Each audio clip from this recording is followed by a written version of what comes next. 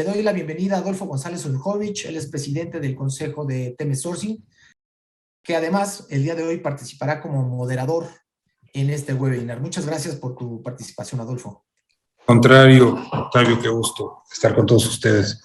Sandro, Miguel, que hace mucho que no estábamos hablando. Qué gusto. Sí, ya tiene mucho tiempo.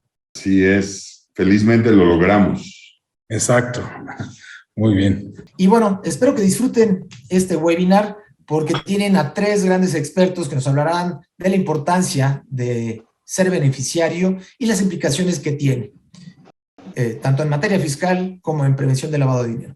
Adolfo, te cedo la palabra y bienvenidos a todos. Muchas gracias, Octavio. Como un tema, creo que esta parte de ser beneficiario que nos toca a todos tenemos de una u otra forma el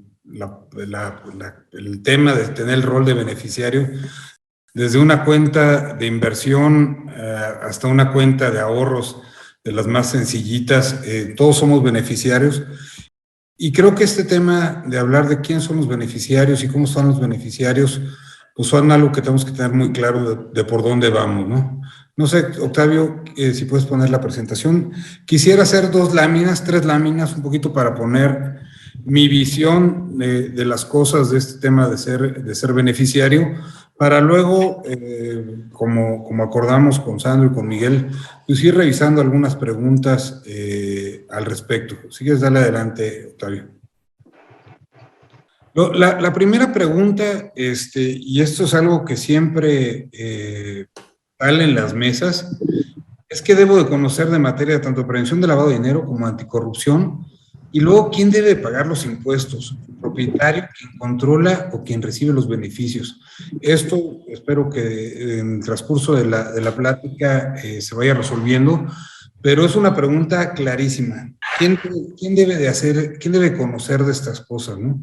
Para mí, el tema de prevención de lavado de dinero es algo fundamental, y el tener a Sandro aquí con nosotros, fuera de que es un sensei en el mercado, siempre hace las cosas de una manera muy amable. Hay que conocer perfectamente esta normatividad o lo que tenemos que ver en términos de prevención de lavado de dinero y anticorrupción.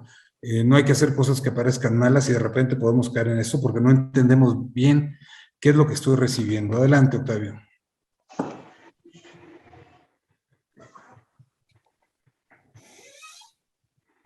¿Le cambias, Octavio? Disculpa, tiene un delay, ya se cambió. Acá está. La otra es, el siglo XXI tiene que ver con los beneficiarios. Todos somos beneficiarios de algo. Ya sea esta definición de beneficiario real o final, y o el controlador. Hay diferentes formas de tener propiedad de diferentes tipos de activos. Para los abogados que están en el foro, discúlpenme, pero a mí me parece que es mucho más fácil para términos de manejo de activos, hablar de 5 tipos de activos: bienes líquidos, inmuebles, valores privados, derechos, como podrían ser marcas, y otros, todo lo demás, porque en los primeros 4 se concentra generalmente la riqueza. Y alguien podría decir, no, es que en los otros, como podrían ser los activos virtuales, puede haber mucha riqueza, sin duda. Sin embargo, bueno, vamos a quedarnos con la parte tradicional para no meterle más derivadas a esto. Pero todo sigue esto. Entonces, hoy día tengo que cumplir con cierta normatividad, que es el anillo hasta afuera, que nos tiene, vamos a decir, en este marco legal al respecto. Los asesores y los proveedores de servicios, como son los fiduciarios y los proveedores de servicios fiscales, pues tienen que estar muy claros de lo que pasa. Y entonces el centro de todo este juego se convierte en quién es el beneficiario, ¿no? Respondiendo ahí un poquito a las primeras preguntas, pues hay que entender qué rol juega y hasta dónde debe estar esto y cuáles son las responsabilidades tanto del propio beneficiario, de aquel que controla los bienes del beneficiario, del último beneficiario, y los proveedores y asesores. Adelante, Octavio.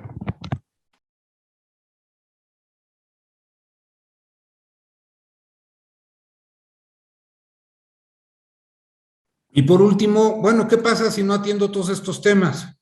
Pues hay temas riesgos reputacionales importantísimos, riesgos operacionales, porque también si hay algo pasa, pues va a haber problemas, riesgos legales, sin duda, sanciones administrativas, viajes, todo pagado al reclusorio norte, que hay que tener cuidado con eso. Muchas veces, y ya como bien, tenemos que entender que también debo de dormir bien, no hay que hacer tonterías, y extinción de dominio de nuestros bienes. Entonces, pues dicho esto, si quieres, Octavio, regresamos a hacer ahora sí la conversación. Me gustaría preguntarte, Sandro, tú eres sin duda, como lo dije hace rato, un sansei en el tema de prevención del lavado de dinero a nivel mundial, ¿no? Si a nivel mundial escribiesen quiénes son las personas que deben estar puestos al respecto en un panel, eres tú uno de ellos. Y ahí nos metemos con estas definiciones de beneficiario, ¿no? Beneficiario final, beneficiario real, último beneficiario, beneficiario controlador, controlador final, bueno, y ahí nos podemos perder en tantas cosas, ¿no? Platícanos un poquito de qué se trata esto, tanto para prevención de lavado de dinero, tu materia, anticorrupción, que lo conoces muy bien, y todo lo que pasa también de transparencia fiscal y de transparencia de información en el mundo, ¿no? Con mucho gusto, Adolfo. Primero, gracias por el inmerecido nivel y afecto que me tienes. Muchas gracias, lo hago recíproco. A ver, yo siempre he creído que cuando se está ante una ecuación muy complicada, una ecuación de alto grado de complejidad, no hay nada mejor ni más amigable que un back to basics, ¿no? Tratar de jugar un poco de regreso a lo básico. Y con esto me gustaría comenzar platicando qué se entiende primero por un beneficiario, ¿no? Decías que este es el siglo de que todos somos beneficiarios, todos estamos involucrados de alguna manera con los efectos colaterales, pero no necesariamente desde mi punto de vista somos beneficiarios. El beneficiario es alguien que se ve favorecido por algo, ¿no? Algo por lo que a pesar de sus distintos usos, a nivel nacional o internacional, todos los conceptos convergen en esta idea principal, ¿no? Un beneficio, un favor, el vernos favorecidos por algo. Tratándose de prevención de lavado de dinero y financiamiento al terrorismo, PLDFT, como lo conocemos normalmente, el término adoptado por Gafi es el de beneficial ownership. Ese es el término anglosajón que conocemos en el seno de Gafi. Concepto que se entiende como aquella persona física, ojo, física, que por medio de otra o de cualquier acto o mecanismo obtiene los beneficios derivados de una cuenta, contrato, operación, y es esta última, o en última instancia, el verdadero dueño de los recursos. Aquí pareciera que hay un silogismo, que esa última persona es la dueña, y con esto les ruego, hagamos un ejercicio no civil, no jurídico, porque inmediatamente decimos dueño, y eso significaría que la propiedad está respaldada por un título, ¿no? Es el poder jurídico que se ejerce sobre una cosa con base en un título. Desprendámonos de este, digamos, concepto jurídico de título y veamos quién es el verdadero dueño. ¿Por qué? Porque tiene de alguna manera este mecanismo de operación para obtenerse de estos digamos, beneficios. De alguna manera, al tener estos derechos, tiene derechos de uso, de disfrute, de aprovechamiento, de dispersión, de disposición. Y este mismo término de beneficial ownership también se usa en FATCA, por ejemplo, ¿no? En el Foreign Account Tax Compliance Act, conocido por muchos de ustedes, y por estas Common Reporting Standards, por los CRS famosos, que a pesar de que no define qué cosa se debe entender por dicho concepto, pareciera que nos lo liga directamente a la definición de Gafi. ¿Dónde se crea un galimatías? ¿Dónde nace, digamos, el batiburrillo, si se me permite el término, por no utilizar alguno un poco más elegante? En México, en la normativa nacional, usamos beneficial ownership como propietario real, beneficiario final, beneficiario controlador, dueño beneficiario. Y esto ha complicado primero como si estuviéramos hablando de cosas distintas.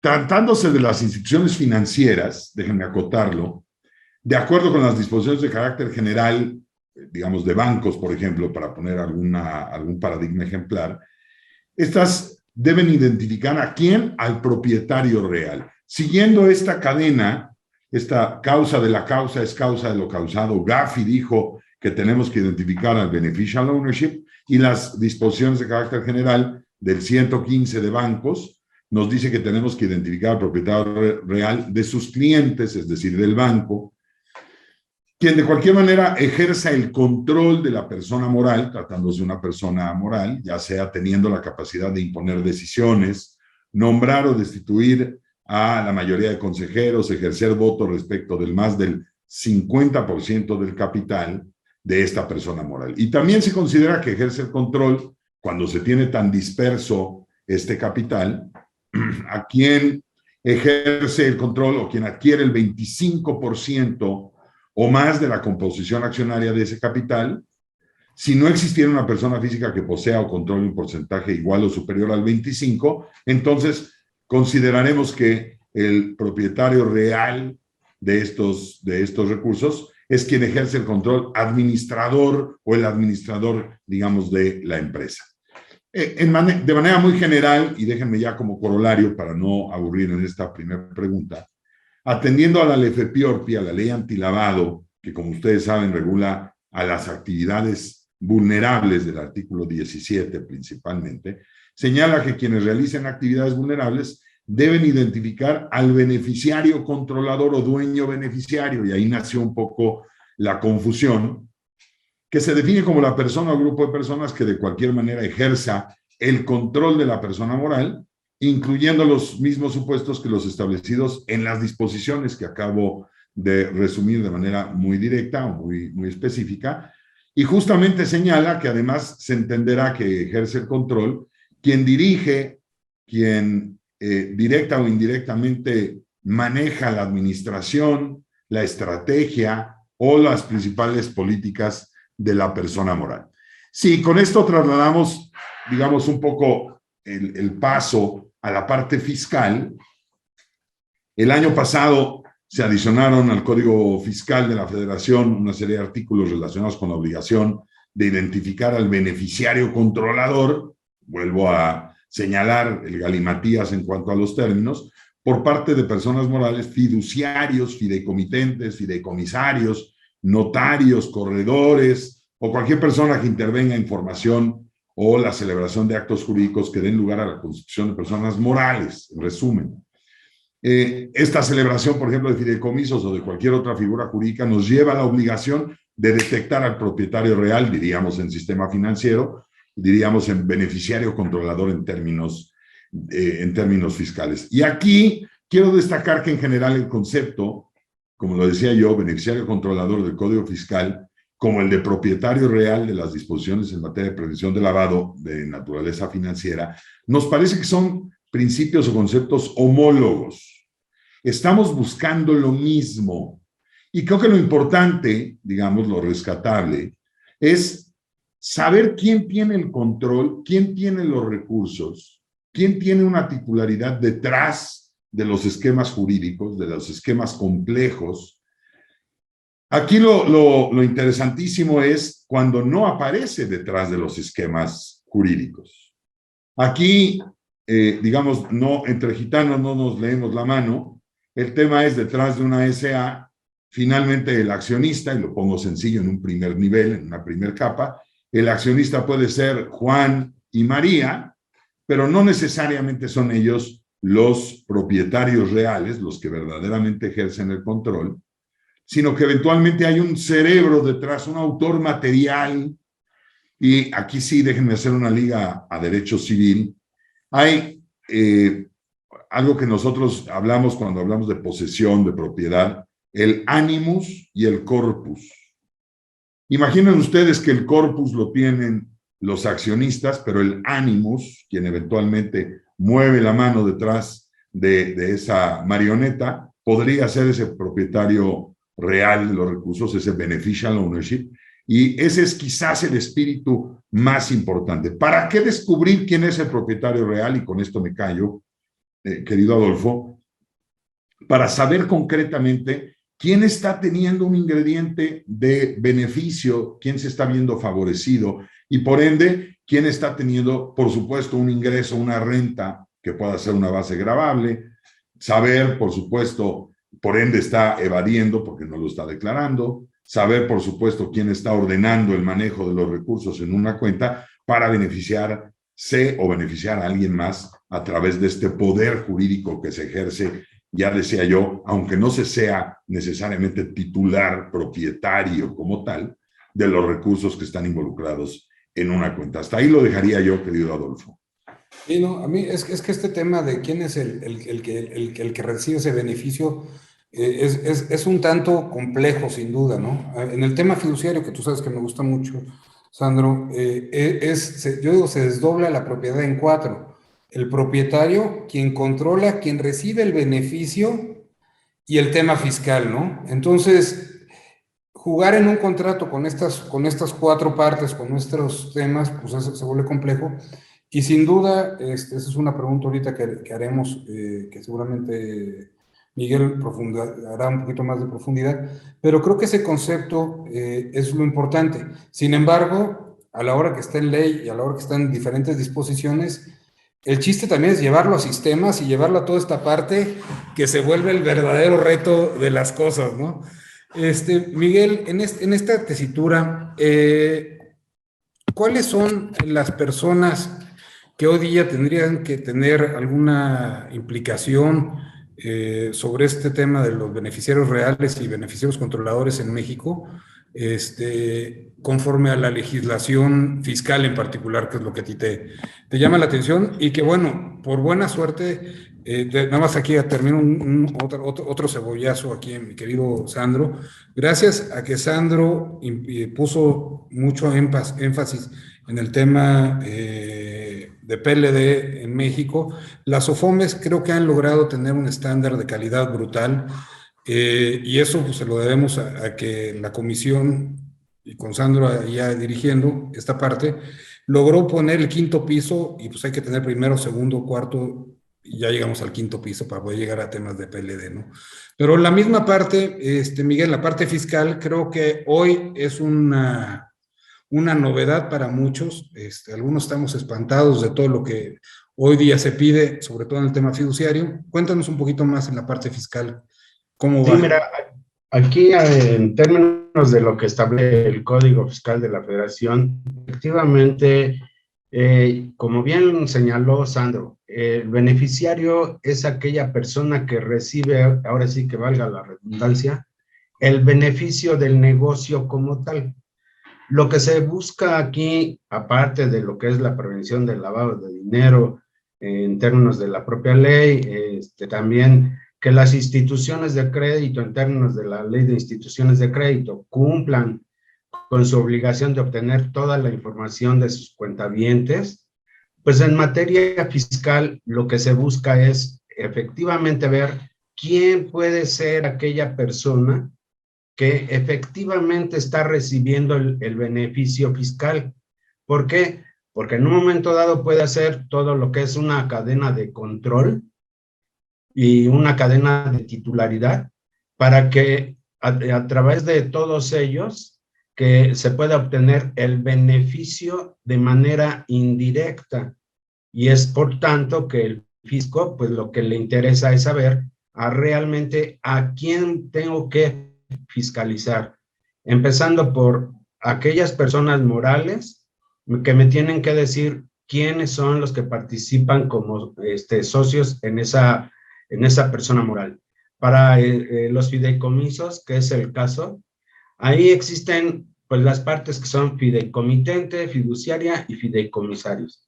Sabemos que el fideicomitente pues es la persona que va a constituir el fideicomiso y que va a dar las instrucciones necesarias para que la fiduciaria, en términos de ese mandato que le está dando el fideicomitente a la fiduciaria, cumpla con los fines que se están establecidos en el contrato de fideicomiso. Pero el fideicomitente en muchos de los casos no es el fideicomisario. El fideicomisario, recordemos que en términos de la Ley General de Títulos y Operaciones de Crédito, el fideicomisario es quien realmente recibe el beneficio de los frutos que el fideicomiso implica. Entonces, ahí puede ser que el fideicomitente esté llevando el control de lo que es el contrato de fideicomiso, y quienes están recibiendo el fruto del fideicomiso sean los fideicomisarios.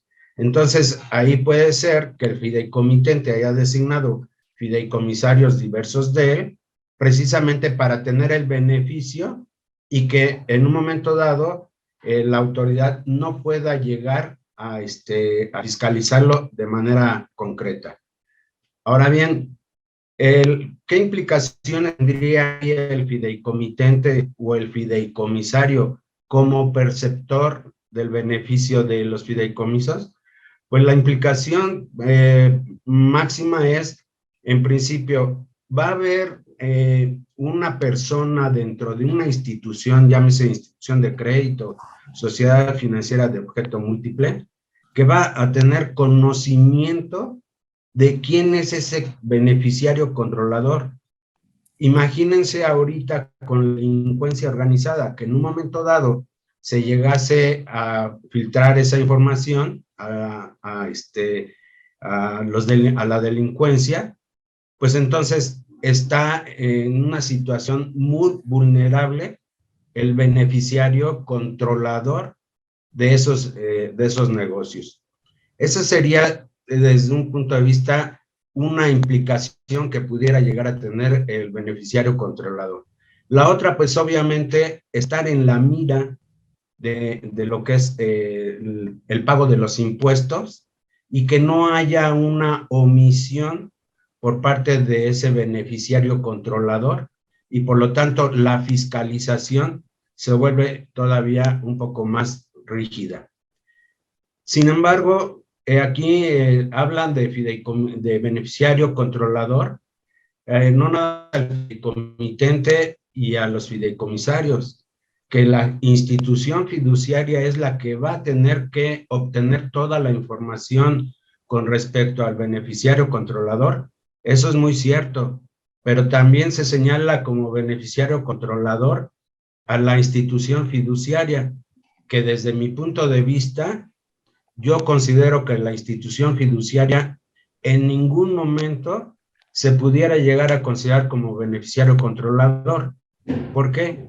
Porque precisamente la institución fiduciaria únicamente sigue las instrucciones que le dio el fideicomitente por mandato en el contrato de fideicomiso, y nunca pudiera llegar a ser como el que va a controlar el negocio como tal. Entonces, desde mi punto de vista, lo que se estableció en el Código Fiscal de la Federación fue un poquito tratando de no dejar una punta sin atar, porque como sabemos, los legisladores en muchas de las ocasiones pues tienen una creatividad, una imaginación muy, muy grande, y por lo tanto pues dejan abiertas esas posibilidades. Incluso recordemos que, por ejemplo, para la ley del impuesto sobre la renta, se consideran ingresos, ahí dice en efectivo, en bienes, etcétera, etcétera, y todavía dice, y cualquier otro tipo. ¿Por qué? Pues por si hay algún otro tipo de ingresos que se pudieran llegar a generar en el futuro. Desde ese punto de vista, los legisladores, ahora sí que por la exposición de motivos que presentó el Ejecutivo, pues dieron esa aceptación a esa reforma al Código Fiscal de la Federación, y dejaron ahí incluida a la institución fiduciaria. Pero también como institución fiduciaria, más bien ahí tendría la implicación de tener que cumplir con todas las obligaciones que está estableciendo el Código Fiscal de la Federación, ya que tiene que recabar, tiene que llegar a conocer quién es el beneficiario controlador, que muy bien nos lo comentó Sandro, realmente el que recibe el beneficio. Y entonces, en ese sentido, la institución fiduciaria ahí sí tiene la implicación de tener que convertirse en un investigador o un inspector de la autoridad para buscar y encontrar al beneficiario controlador. Recordemos que el beneficiario controlador no puede ser persona moral, siempre va a ser la persona física o grupo de personas físicas que tienen el control del negocio como tal. Entonces, serían, digamos, las implicaciones que yo veo a través de esta figura de beneficiario controlador. A mí esto me parece que es que esta línea que se está marcando en el siglo XXI, donde la parte fiscal, y déjame poner esto para Sandro, yo tengo así como en mi imaginario, que vamos a decir que de 1980 al 2000, los temas de prevención de lavado de dinero tenían que ver con estos grandes delitos de narcotráfico, trata de blancas, armas, en fin. Del 2000 para acá, el componente fiscal ha estado cada vez más presente en el tema de prevención del lavado de dinero.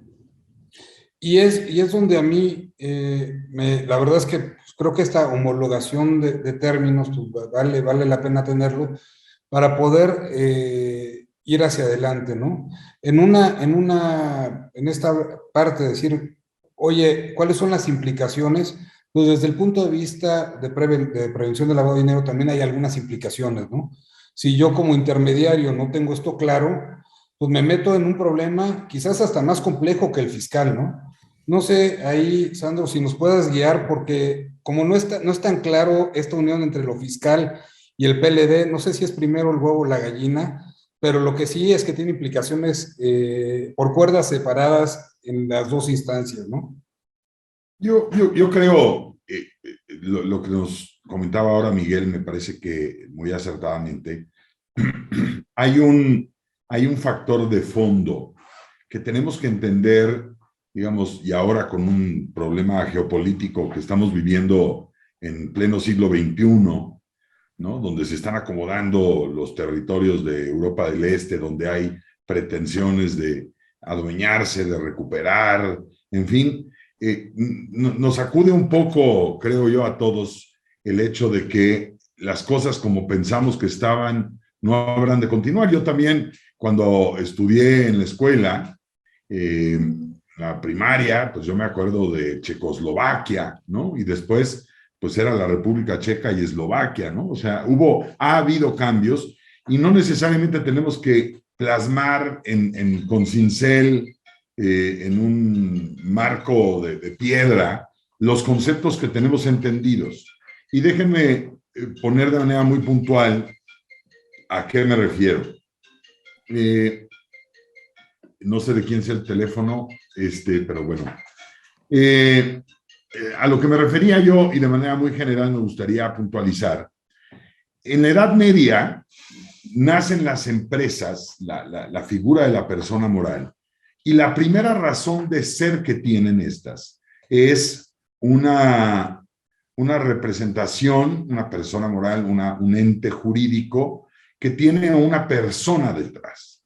De tal suerte que si aquí hiciéramos una empresa que se llamara Pacheco, González y García Rojas, asesores en prevención de lavado de dinero y fiscal, muy probablemente la gente no solamente saben que existe, evidentemente, una razón social, y por eso se llamaba razón social. Hoy hablamos como si fueran sinónimos razón social y denominación social, pero hay una diferencia clara. La razón social tenía un nombre ligado a las personas que estaban, y las personas morales eran sociedades de personas. Después, con el paso del tiempo, ya no importó si se llamaban compliance and tax regulation, ¿no? Lo que importaba era si tenía capital. Y entonces nacen un poco los principios de las personas de capitales, de las empresas de capitales, versus personas digamos, con una razón social, ahora tienen una denominación, y no me importa porque la patita SA no me dice quién está detrás de la patita. Ahí nace un poco el anonimato mercantil, que de alguna manera subsistió muchos años. Había incluso acciones, por ejemplo, ustedes se acordarán, que podían estar, eran anónimas, ¿no? No sabíamos de quiénes eran las acciones y podía haber titulares de acciones anónimos. Con el paso de los años, se ha ido cambiando la visión de una misma moneda, de una misma montaña hacia diferentes partes de esa montaña. Y hoy el anonimato no está bien visto. ¿Por qué razón? Porque el mundo parece poco anónimo. Prácticamente un gran empresario que de pronto comete un acto soez, una procacidad, alguna cosa grave, eventualmente tiene una repercusión importante sobre los efectos, digamos, más trascendentes de la empresa. Tiene, como tú lo decías, Adolfo, una repercusión, un riesgo reputacional que afecta a la parte de la empresa. Hoy ya no hay así de, oye, es que yo soy diputado, diputada, y una cosa es mi vida y otra cosa es mi chamba. No, chato, ¿no? Ahora es una vida pública. Si tú eres un funcionario público y tienes una cuenta y tienes eventualmente un esquema, una cuenta de Twitter, por ejemplo, ya hay una resolución por ahí que dice que las cuentas de funcionarios públicos donde se tuitean cosas, por ejemplo, de carácter público, no tienen permitido bloquear a la ciudadanía. Nos guste o no nos guste el tema de la crítica, pues tenemos una naturaleza en la función pública. ¿Por qué? Porque el anonimato no está del lado hoy de nadie. Y cuando hablamos de beneficiario final, del beneficial ownership, con todas sus derivaciones o con todas sus acepciones mal logradas, creo yo, lo que queremos saber es quién está detrás de los recursos, porque nos interesa no solamente para efectos fiscales, sino también para efectos de prevención de lavado de dinero y para efectos de una lucha anticorrupción efectiva. De tal suerte que vayamos olvidándonos un poco de la idea del anonimato. ¿Tiene riesgos colaterales? Sí, por supuesto. ¿Tiene riesgos que un funcionario público declare públicamente cuáles son sus bienes? Por supuesto que tiene riesgos, pero es un esquema, si me lo permiten, digamos de facto, de hecho, distinto, donde si tú quieres pertenecer a la milicia, te sometes al fuero militar, que tiene gravedades incluso implícitas. Si tú quieres ser funcionario público, es que no me gusta que las sanciones tienen un incremento en la sanción, es que no es que te guste, es un esquema especial donde caben los funcionarios públicos en este tipo de sanciones.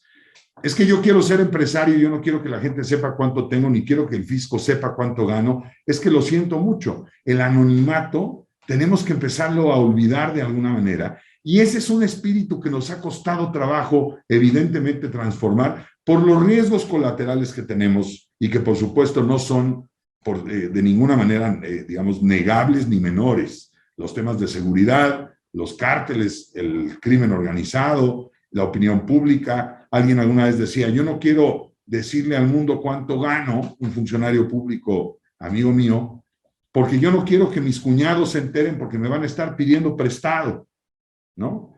Caray, son elementos que pues sí, en tu caso concretamente hay elementos que no te gustaría, pero ¿qué crees? Entras en la función pública y este orden público puede más que el orden privado, digamos, de la reserva de la información. El orden público, digamos, fiscal, me parece, y no me quiero meter en Honduras porque no necesariamente es mi materia, pero obedece un poco a este efecto colateral o este efecto, digamos, de coleteo final, de un principio que pretende cuidar los recursos para que no sean destinados a un tema de lavado de dinero y de financiamiento al terrorismo. Entonces, digamos, siendo muy concisos y tratando de contestar la respuesta, ¿en qué consiste, qué implica identificar al beneficiario final? De manera muy general, como decíamos, llegar al elemento persona física o grupo de personas físicas que ejercen un control, identificarlo y documentar la información. Ahora, hay un punto bien importante. Cuando Gafi evalúa países, lo hace también entre los países, es decir, entre países nos evaluamos todos. Y en las discusiones que ha habido en el seno de Gafi, llevo muchos años teniendo la enorme fortuna de poder representar a nuestro país en discusiones de este JAES. Siempre se ha dicho, nosotros no podemos ser, dicen las entidades financieras, los notarios, por ejemplo, investigadores más allá, si no existen paradigmas sobre los cuales yo pueda tener una referencia. Es decir, si yo quiero saber quién es el accionista de la empresa La Patita S.A., ¿por qué no tener un registro público de los accionistas de las empresas? ¿Por qué no tener un registro público de apoderados de ciertas facultades en este país para poder corroborar quiénes son apoderados? Yo les diría, el fideicomiso es una figura preciosa, una figura compleja, con muchísimas aristas, pero al final es alguien que encarga un algo a una persona que se va a encargar de ejecutar ese mandato y finalmente dárselo a una tercera persona, que puede ser el mismo dante, la misma persona que da, de ahí fideicomiso, comitere missus, enviar enviado en latín, y fidere, tener confianza, el fiduciario, que es quien cuida esa misión, y el fideicomisario, que es finalmente el relativo o el receptáculo, digamos, de esta acción de mandato. Pero si yo les dijera, en un mandato sin representación, José Porras me dice, Sandro, pídele a Adolfo González que me venda su casa. Si yo le digo a Adolfo que José Porras quiere comprar la casa de Adolfo, y Adolfo sabe que es su vecino, es probable que Adolfo diga, como tiene un interés adicional, vamos a ponerle un sobreprecio, porque tiene un interés concreto. Pero si José me dice, oye, te doy un mandato sin representación para que tú vayas a comprar la casa de Adolfo y luego me la vendas a mí, ahí no tiene que aparecer el beneficiario controlador, el dueño beneficiario, el propietario real, porque la naturaleza misma del mandato sin representación es justamente esa. El motivo determinante de la voluntad que generó el contrato de mandato entre José Porras y un servidor fue justamente el que no se supiera para que Adolfo no cargara de un sobreprecio el inmueble que va a vender. No sé si estoy siendo claro. De tal suerte que estamos en un acomodo, como yo siempre digo, y no se me malinterprete por un término quizás ramplón, andando la carreta se acomodarán los melones. Estamos empezando a abrir un poco el paradigma, tendremos que generar estos registros públicos, tendremos que generar obligaciones mercantiles que ya dábamos por supuestas o que de alguna manera veíamos muertas, como que las acciones no solamente obren en un libro inscritas y que no sean oponibles frente a terceros. Adolfo.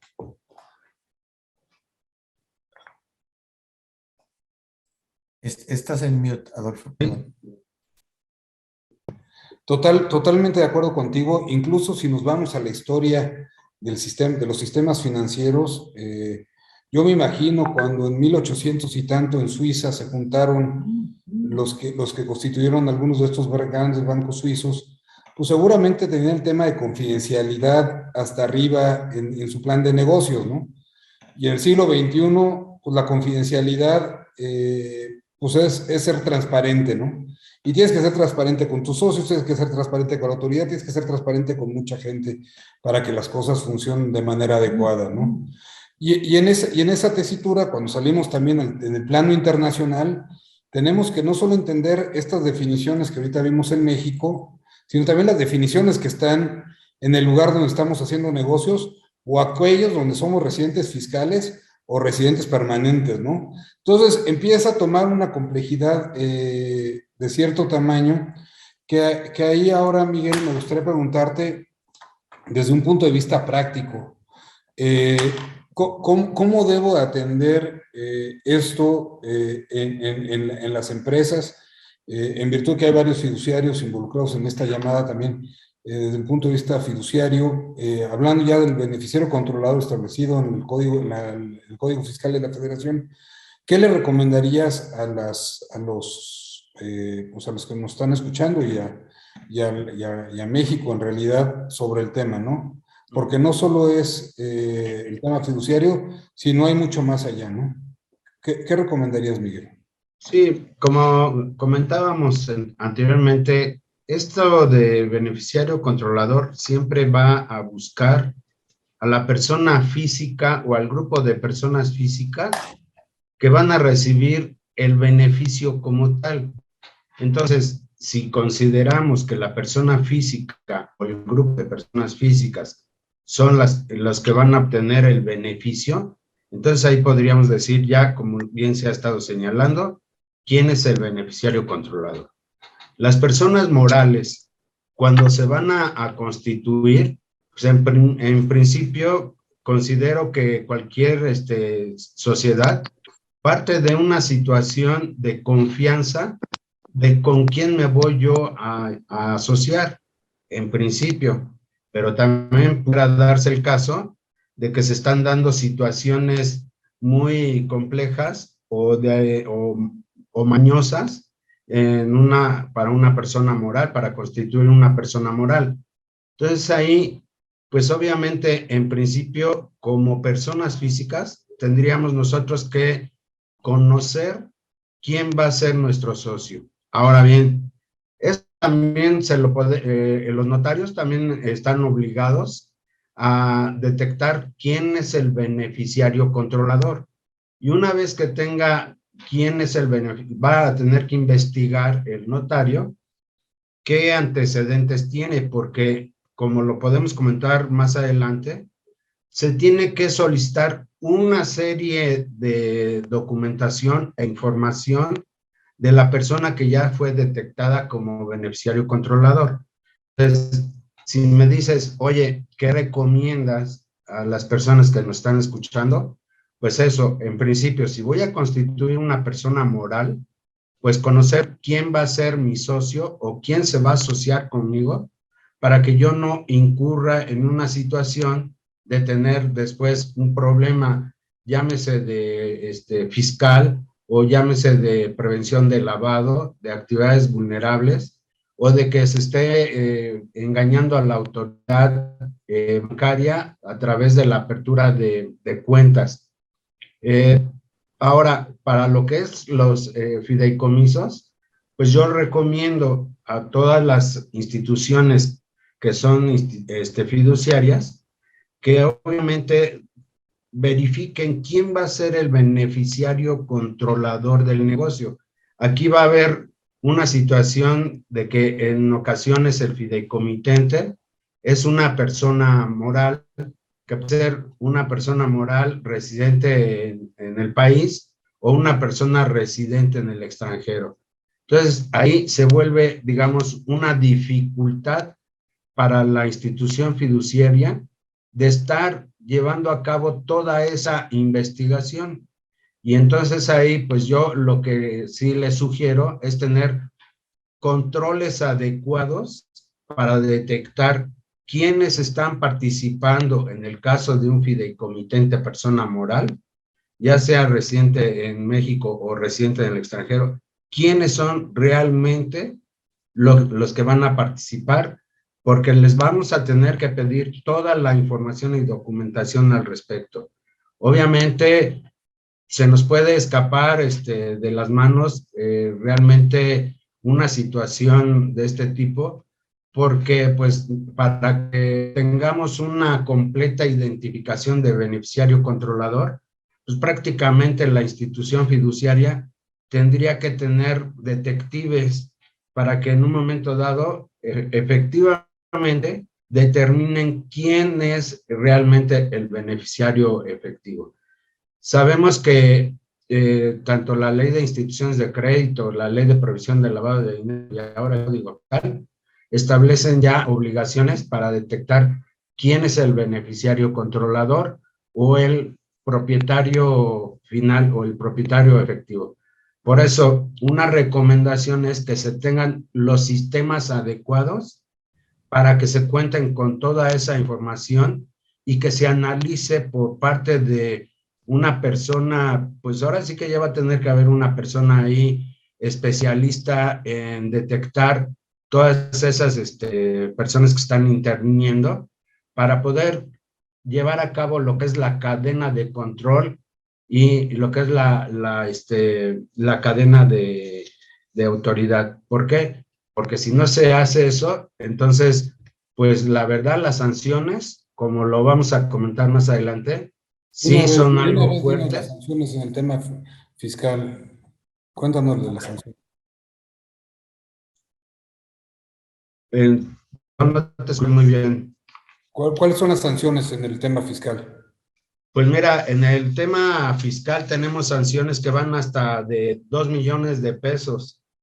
Y ahí podríamos decir que para efectos de lo que establece el Código Fiscal de la Federación, por no obtener o no conservar o no presentar la información a que se refiere el artículo 32b ter del código, o no presentarla a través de los medios formatos que señale el SAT, dentro de los plazos establecidos, la sanción es de 1 millón a 2 millones por cada beneficiario controlador que forme parte de la persona moral del fideicomiso o de la figura de que se trate.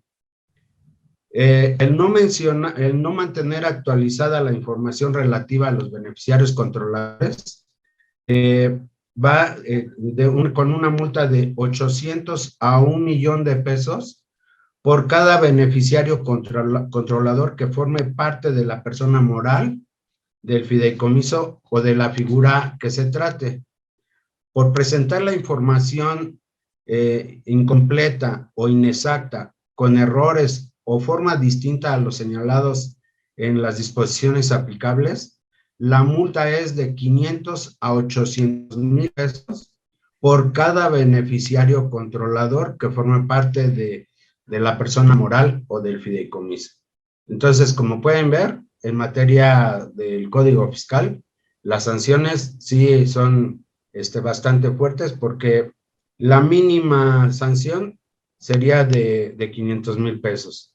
Y hay una sanción que pudiera llegar hasta de 2 millones, de pesos. Esas serían las sanciones que se están estableciendo en el Código Fiscal de la Federación. Por eso ahí el no tener un control adecuado como institución fiduciaria, pues nos va a representar que tengamos que llegar a pagar estas multas. Gracias, Miguel. Sandro, ¿y las multas o las sanciones en el tema de prevención de lavado de dinero? Porque ahí creo que se pone más divertido el asunto, ¿no? Te pueden llevar de BTP todo pagado, ¿no? Bueno, sí, el tema de las multas, hay que recordar que la Comisión Nacional Bancaria de Valores es una institución, por ejemplo, preventiva, y que la supervisión de la bancaria tiene un umbral enorme, ¿no? Como para poner sanciones distintas, dependiendo del tamaño también de la entidad, de la gravedad de la infracción, por supuesto, del efecto que haya podido tener en el propio sistema, del riesgo que haya puesto al propio sistema la falta. Y más que hablar de un tema de cuantía, me gustaría más bien subrayar un elemento, porque estamos hablando de millones de pesos. Me gustaría hablar sobre todo y subrayar un elemento que es importantísimo a mi juicio, que es el elemento reputacional, Adolfo. Como ustedes saben, la Comisión Nacional Bancaria de Valores, con independencia de que la entidad financiera esté litigando en tribunales, si le gustó, si no le gustó, si procedió, si no, si eventualmente hubo alguna carencia de forma en el procedimiento o en el acto administrativo de supervisión, de vigilancia, de sanción, la sanción es publicada en una página. Y esa sanción publicada, por supuesto, da un efecto importantísimo a el contexto en el que está la propia entidad, no solamente en el escenario en el que se desarrolla. Pensemos que una SOFOM, por ejemplo, tiene cuentas, evidentemente cuentas que utiliza como cuentas concentradoras, por ejemplo, para el pago de los créditos que otorga. Los bancos, inmediatamente al haber una sanción publicada, pues efectivamente y eventualmente podría haber un efecto reputacional negativo, que además trae una consecuencia que no necesariamente puedo cuantificar en una charla como estas, porque abrir una nueva cuenta o reestructurar la cuenta como estaba, la confianza eventualmente que tenías con tu banca corresponsal, pues no necesariamente va a ser sencilla. A mí me gustaría, si me lo permites, Adolfo, incluso atender una de las preguntas así a vuelo de pájaro que pude ver. Nos preguntaba Mara que en estas evaluaciones que se hacen entre países, había que confiar con la información que planteaba el cliente, por ejemplo, ¿no? Y efectivamente, el notario, el banco, el abogado, el fiduciario, se queda con la información que el cliente le aporta. Pero lo importante aquí es el elemento de la debida diligencia y el monitoreo de las operaciones. No nos basta con decir, pues a mí me dijo que era maestro universitario, a mí me dijo que ganaba $1,000,000 al mes por sus clases en la universidad. Ya ven que a los maestros universitarios nos pagan más o menos una cifra así, más o menos, ¿no? Sino también monitorear quién te deposita, a dónde va el dinero, en qué tipo de operaciones estás gastando, si tienes créditos, si tienes tarjetas adicionales, a nombre de quién están, si eventualmente corresponde el uso, se están usando, por ejemplo, esas tarjetas de crédito en el estado de Sinaloa, cuando tú declaraste tener la cuenta en la Ciudad de México. Es decir, hay elementos contextuales en la vida, digamos, del perfil transaccional del cliente que van dando información adicional que cuando llega la supervisión de la bancaria y eventualmente una evaluación, por ejemplo, de Gafi, son elementos ineluctables. No podemos luchar, no podemos combatir el, oye, a ti te dio una película, te dijo que era una empresa que se iba a dedicar a una cosa determinada y a los 6 meses estaba haciendo operaciones por arriba del umbral que te había fijado, no lo cambiaste en nivel de riesgo, no le pusiste de alguna manera algún tipo de mitigante adicional, la debida diligencia, ¿no? ¿Qué pasa? Y perdónenme el ejemplo jocoso, cuando el marido llega como de la nada a llevar flores, hoy no es el cumpleaños, no es el aniversario, no se celebra nada, y súbitamente llega con un ramo de flores hermoso, inmediatamente se prenden las alertas, ¿no? De la señora, y de inmediato empieza la debida diligencia reforzada, ¿no? ¿Qué quieres? ¿Qué hiciste? Ya se paró a contestar el teléfono, está contestando debajo de la cobija, se paró a la terraza y está escribiendo mensajes, habla quedito. Esa debida diligencia reforzada, si me permiten, y por eso decía yo jocoso, pero creo que muy ilustrativo, es una labor que tenemos que hacer, por lo menos en el sector financiero, donde existe esta obligación, para poder desentrañar si esa información original que nos dio el cliente coincide o no con el perfil transaccional y con la información de esa debida diligencia reforzada y ese monitoreo. Ahí sí podemos descubrir que a lo mejor esa primera fotografía que nos dio de bajo riesgo, de poquitos recursos, etcétera, está falseada, que no tiene, que digamos no se adecua a la realidad que estamos viendo transaccional, y ahí es donde viene justamente la medida o la aplicación de mitigantes, como para poder bajar un poco el umbral de riesgo que estoy corriendo y no generar necesariamente un de-risking o este fenómeno de cierre de operaciones automático, porque me da miedo a algo que estoy viendo que no conozco, ¿no? Adolfo. Gracias, Sandro. Bueno, yo creo que por las preguntas, creo que ahí estamos. Aquí me gustaría, Octavio, si nos compartes por temas de tiempo una pregunta del público y luego ya las demás las contestamos vía correo por el tiempo de Sandro y de Miguel. Si nos haces favor, Octavio, nada más una pregunta, la que tú veas más divertida, por favor. Ok, de acuerdo. Bueno, había una, déjenme la encuentro. Un segundo.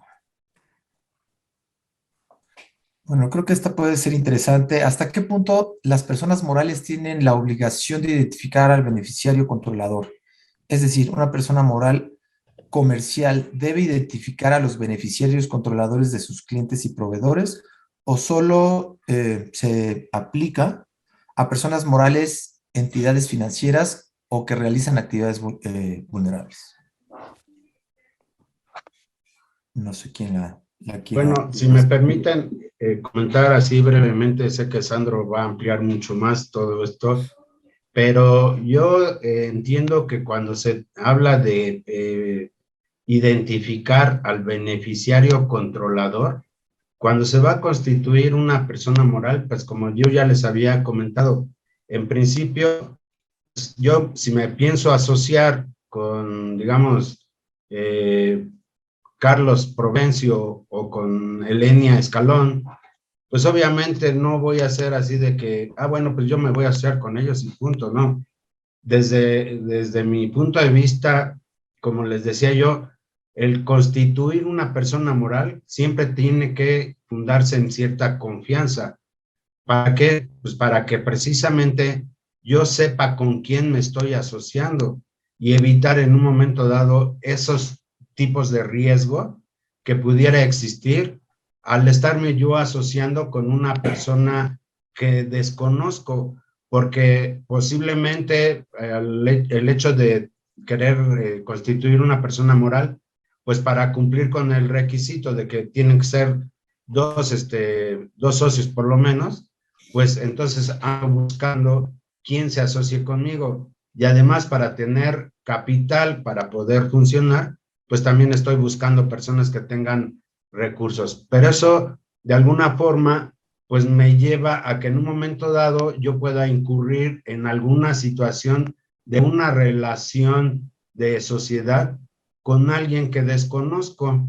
Y por lo tanto, imagínense que yo en un momento dado, digamos, estoy en otro mundo, llego a México y digo, pues yo creo que el que tiene más dinero aquí en México es el Chapo Guzmán.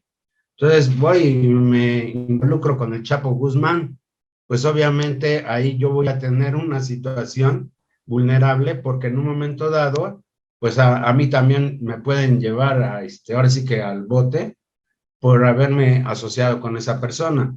Entonces, creo yo que para constituir una persona moral, que puede ser, digamos, la base fundamental de todas estas figuras jurídicas que se pueden dar aquí en México, pues sí se debe de tener un socio que efectivamente tengas una confianza de asociarte con esa persona. Y obviamente, si esas personas después constituyen otras figuras jurídicas, pues obviamente quien va a tener que ir detectando las figuras jurídicas que se vayan constituyendo, quiénes forman parte de la cadena y quién va a ser al final el beneficiario controlador como persona física. Gracias. No sé, Sandro, si quieres poner algo más ahí. Sí, yo diría, de manera jocosa, a lo mejor también, si me lo permiten, hoy para tener un date, hoy para salir con alguien, debemos hacer una debida diligencia reforzada, ¿no? ¿En qué trabajan tus papás? ¿A qué te dedicas? Un poco ese elemento fundamental antes era conoce a tu cliente, ¿no? Conoce a tu cliente, know your client or know your customer. Hoy es KYCC, know your customer. Entonces, si yo le debo un dinero a Adolfo, yo empresa le debo un dinero a Adolfo y le digo, oye Adolfo, fíjate que no tengo cómo pagarte, pero no te preocupes. Perla, que es mi comadre, que vive en Monterrey, tiene una empresa y me va a hacer favor de prestar, te va a depositar a través de una de sus empresas que se llaman Plásticos SADCB. A lo mejor Adolfo dice, haya sido como haya sido, páguenme, ¿no? Ahí hay que tener un elemento de cuidado, porque nosotros no conocemos a Perla. Adolfo no conoce a Perla, a lo mejor Adolfo sí conoce a Sandro y tiene una confianza en Sandro. Sin embargo, técnicamente hablando, pues habría que conocer también a Perla para saber si Plásticos nos puede eventualmente o no introducir en un riesgo, no nada más por desacreditar al acreedor, ya 1, 2, 3 por mí, así fue y así hay que quedarlo, sino yo les invito a la reflexión de entre más conozcamos quién, a través de qué mecanismo y a través de qué fuente de recursos esa persona nos está haciendo llegar un pago determinado, estamos de alguna u otra forma más protegidos. Eso no significa exentos de riesgo, pero esa es otra historia. Nos encantaría seguir platicando con ustedes, pero sé que el tiempo apremia. Octavio, te cedo la palabra. Muchas gracias. Gracias a ti, Adolfo. Gracias a todos. Gracias. Pues muchas gracias, Adolfo. Muchas gracias a Sandro y a Miguel por su participación en este webinar y pues no me queda más que agradecerle a toda la gente que nos acompañó el día de hoy. La verdad es que estuvo bastante nutrido. Vamos a acercarnos a ustedes por los datos que nos compartieron para resolver las preguntas que nos hicieron y que por tiempo no pudimos contestar. Pero bueno, van a recibir un correo de nuestra parte justamente para contestar estas preguntas que se las compartiremos a todos porque también creo que las preguntas que han hecho les pueden servir a los demás. Muchas gracias y los esperamos la próxima. Este webinar se va a retransmitir el viernes en el canal de Hablemos TV en YouTube, el canal jurídico financiero. No lo olviden, si lo quieren volver a ver, ahí lo pueden ver.